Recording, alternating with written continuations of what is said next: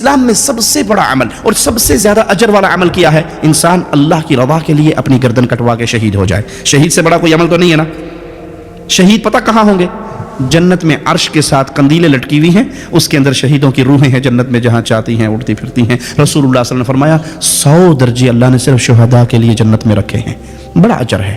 لیکن حدیث رسول سنیے، سب سے پہلے جہنم میں جس کو ڈالا جائے گا وہ اللہ کے راستے میں ایک مارا ہوا انسان ہوگا۔ شہید آئے گا، اس سے پوچھا جائے گا کیا کر کے آیا؟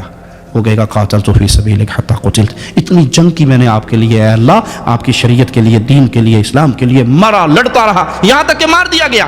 مالک فرمائے گا کذبت، جھوٹا ہے تو، جھوٹ بولتا ہے، تو نے لڑائی کی اس لیے یقال لک جری، لوگ تیرے نعرے مارا، جی آ گیا، چھا گیا، کھا گیا، پی گیا، نعرے مار دیے لوگوں نے۔ تو نے پبلک کے اندر اپنی تعریف کے لیے ساری جنگ کی، میرے لیے نہیں کی، تیری نیت اللہ کو راضی کرنا نہیں تھا۔ تو پہلی شرط کیا تھی عمل صالح کی؟ کہ اللہ کو راضی کرنا مقصود ہو۔ وہ شرط ختم ہوئی تو شہید کا عمل ضائع ہو گیا۔ اذهبوا به الى النار، فرشتوں اس کو اٹھاؤ اور جہنم کے انگاروں پہ ڈال دو۔ جہنم کی آگ سٹارٹ ہوگی ایک اس بندے سے جو اپنے آپ کو شہید سمجھتا ہوا اللہ کے پاس آئے گا۔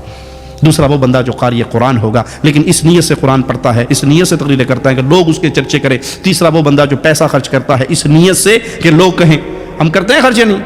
پاکستان دی مسیح پکا بھی لگوانا ہوئے نا تو پراں تے لکھ چھوڑنے آجی اللہ دیتا برائے سال ثواب، وہ جن پہ دینا ہے وہ تیرا نام نہیں جانتا، وہ تیرے پیو دا نام بھی جانتا ہے، اللہ تیرا نام نہیں جانتا۔ پانی کا کولر لگایا تو برائے سال ثواب حاجی اللہ رکھا، حاجی خدا بخش مرحوم رحمت اللہ علیہ، اللہ کو نہیں پتا۔ انا للہ و انا الیہ راجعون۔ ایک شرط ختم ہوئی، شہادت گئی۔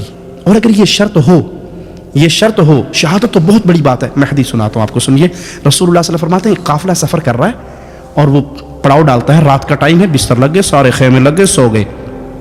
ان میں ایک آدمی ہے وہ بھی سونے کا ڈرامہ کرتا ہے، لیٹ جاتا ہے، جب دیکھتا ہے نا سارے سو گئے، اب کوئی نہیں جاگ رہا، چپکے سے اٹھتا ہے، وضو کرتا ہے، مصلی پہ کھڑا ہو کے اپنے رب کو پکارنا شروع کر دیتا ہے۔ اللہ اس بندے کی اس 2 رکعت نماز سے اتنا خوش ہوتا ہے کہ اپنے عرش پہ مسکراتا ہے، جیسے اس کی شان کو لائق ہے، لیس کمثلہ شیء، اس کی کوئی مثال بیان نہیں ہو سکتی۔ 2 رکعت عمل، اللہ مسکراتا ہے اپنے عرش پہ۔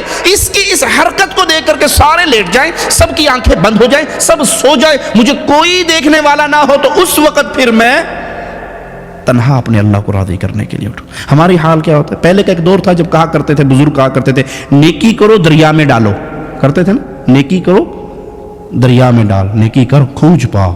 اب کیا کہتے ہیں؟ نیکی کرو کیمرے میں ڈالو۔ آپ نے کئی مسلمانوں کو دیکھا، اللہ من رحم ربی اللہ ہدایت، حج پہ گئے، عمرے پہ گئے، احرام باندھا ہوئے اور ہاتھ اٹھا کے کوئی نہیں بنا تو بولنا نہیں آتا، پکچر میری نا، اب پیچھے کعبہ، احرام باندھا ہوئے، ہاتھ اٹھا ہوئے، ہاں جی 1 2 اسمائل شو، 1 2 3 اوکے، ماشاء۔ کس کو دکھایا ہے یہ ڈرامہ؟ کس کے ساتھ ہے؟ اللہ کے ساتھ بھی ڈرامہ کرتے ہیں کہ طواف کے اندر میں اپنی تصویریں تو لا رہا ہوں، لا کے بیٹھک میں لگاؤں گا، فیس بک پہ لگاؤں گا، میں عمرہ کرنے گیا تھا، بیڑا غرق ہو گیا سارے عمرے کا۔